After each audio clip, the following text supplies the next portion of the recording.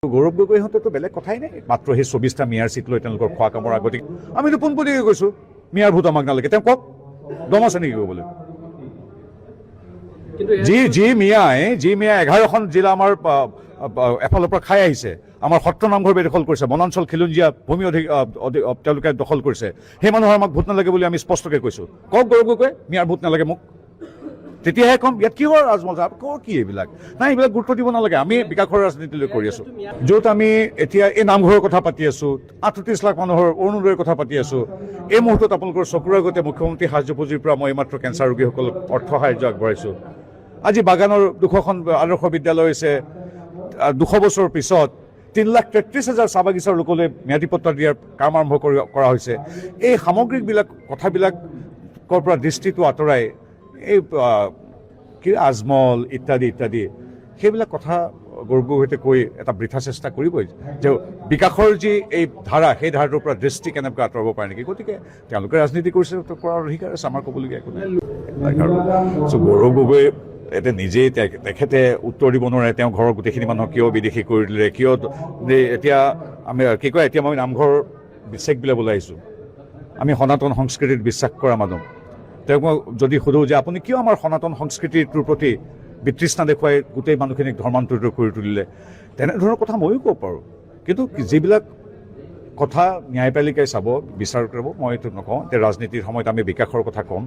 আৰু আজি বড়োলেণ্ডত কাৰ গৌৰৱ গগৈ চৰকাৰ চলি আছে নে আমাৰ মই এতিয়া ক'ত আছোঁ, ঠেঙাল কছাৰী স্বায়ত্তশাসিত প্ৰকৃত আছোঁ, তাত কি গৌৰৱ গগৈ চৰকাৰ চলি আছে নেকি? মই এতিয়া আছোঁ ঠেঙাল কছাৰীত, তাত কি গৌৰৱ গগৈ চৰকাৰ চলি আছে নেকি? মিচিং অট'নমাছ কাউন্সিলৰ কালি সেই এলেকাটোত কালি মুখ্যমন্ত্ৰী আশীৰ্বাদ যাত্ৰা কৰিছিল, তাত কাৰ জনগোষ্ঠী, সেই তাত কাৰ আছে? তেওঁলোকেতো শূন্য আসন এইবিলাক ঠাইত।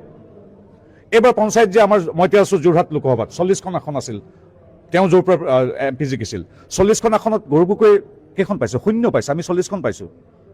তেতিয়াহ'লে তেওঁৰ পৰা শংকাৰ কি কথা আছে? আমাৰ শুভেচ্ছা আছে, ৰাজপুত্ৰৰ প্ৰতি আমাৰ শুভেচ্ছা আছে। গৌৰৱ গগৈহঁতেতো বেলেগ কথাই নাই, মাত্ৰ সেই ২৪টা মেয়ৰ চিট লৈ তেওঁলোকৰ খোৱা কামৰ আগতে আমিতো পোনপটীয়াকৈ কৈছোঁ মেয়ৰ ভোট আমাক নালাগে। তেওঁ কওক, দম আছে নেকি ক'বলৈ? যি মিয়াই 11খন জিলা আমাৰ এফালৰ পৰা খাই আহিছে, আমাৰ সত্ৰ নামঘৰ বেদখল কৰিছে, বনাঞ্চল খিলঞ্জীয়া ভূমি তেওঁলোকে দখল কৰিছে, সেই মানুহৰ আমাক ভোট নালাগে বুলি আমি স্পষ্টকৈ কৈছোঁ। কওক গৌৰৱ গগৈ, মেয়ৰ ভোট নালাগে মোক, তেতিয়াহে ক'ম ইয়াত কিহৰ ৰাজমজা, কি এইবিলাক নাই, এইবিলাক গুৰুত্ব দিব নালাগে। আমি বিকাশৰ ৰাজনীতিলৈ কৰি আছোঁ, য'ত আমি এতিয়া এই নামঘৰৰ কথা পাতি আছোঁ, ৩৮ লাখ মানুহৰ অৰুণোদয়ৰ কথা পাতি আছোঁ। এই মুহূৰ্তত আপোনালোকৰ চকুৰ আগতে মুখ্যমন্ত্ৰী সাহায্য পুঁজিৰ পৰা মই এইমাত্ৰ কেঞ্চাৰ ৰোগীসকলক অৰ্থ সাহায্য আগবঢ়াইছোঁ। আজি বাগানৰ ২০০খন আদৰ্শ বিদ্যালয় হৈছে, ২০০ বছৰৰ পিছত ৩,৩৩,০০০ চাহ বাগিচাৰ লোকলৈ ম্যাদী পট্টা দিয়াৰ কাম আৰম্ভ কৰা হৈছে।